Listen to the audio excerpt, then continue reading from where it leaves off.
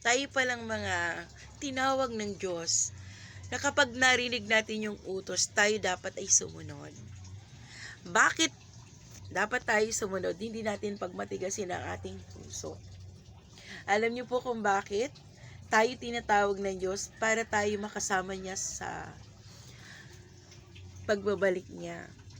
Kasi kung hindi tayo maging dapat para sa Panginoon, hindi rin tayo makakasama.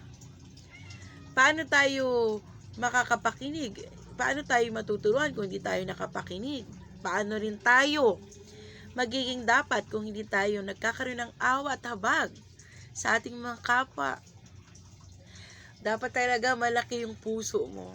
Sinlaki ng kalawakan at sinlaki ng nakikita mo. Malawak yung pangunawa at mamahal mo sa kapwa.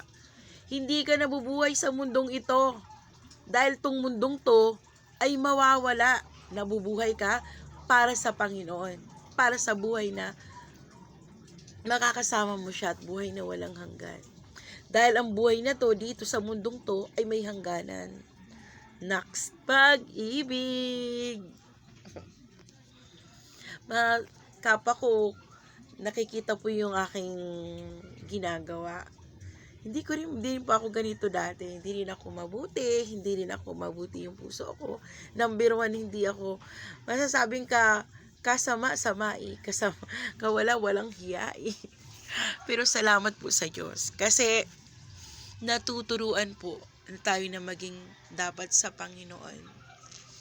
Maging mabuti ang puso, maging mapagmalasakit, mapagmahal, na ano man yung hindi man kalilitan, wala man nakakakita sa iyo, nakaka-appreciate ng lahat ng ginagawa mo. Pero may isang mata, mahiwagang mata na nakatingin sa iyo.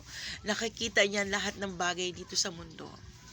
Maging puso at bilang ng buhok mo, kaya niyang bilangin, kaya niyang isipin, kaya niyang makita kung anong kapalaran mayroon ka. Basta niyang isip at puso mo at lahat ng iyong ginagawa. Salamat po sa aming kuya na hindi ho nagpapatawag ng pastor, hindi nagpapatawag ng father. Itinuturo niya po ang tama nating lakarang magkakapatid. Pag-ibig po ang palaging motibo, ang palaging binibilin. Magkaroon po tayo ng awa sa paggawa. Yung nagmamalasakit ka, naaawa ka sa lahat ng ginagawa mo sa iyong kapwa. Kasi kung may paawa, ramdam mo yan na yung ginagawa mo, totoo at tunay at wagas. Na, may ganon. Nakaka-inspire. Na may mga kapatid na kahit sa ibang bansa, kahit saan ka magpunta, mahal ka nila. Mahal ka ng mga kapatid. Kasi, hindi kayo ba sa kanila? Sabik talaga po ako sa pagmamahal. Kasi, kala ko hindi ako mahal. Hindi ako kamahal-mahal.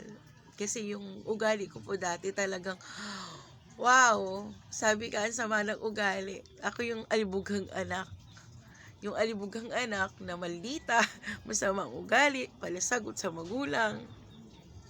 Napag-aaralan din po lahat pala na maging mabuti ka.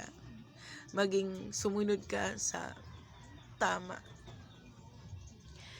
Sana ho may makapakinig nitong ginagawa ko kasi alam ko ho na ang dami yung nag-i-inspire ng tao. Ang dami nag-i-inspire ng tao na maging sumikat. Ako hindi ko gusto sumikat. Ang gusto ko sumikat ang Diyos sa buhay ko. At sumikat ang gawa ng Panginoon sa buhay ko. Yun lang po at marami pong salamat. Salamat po sa Diyos.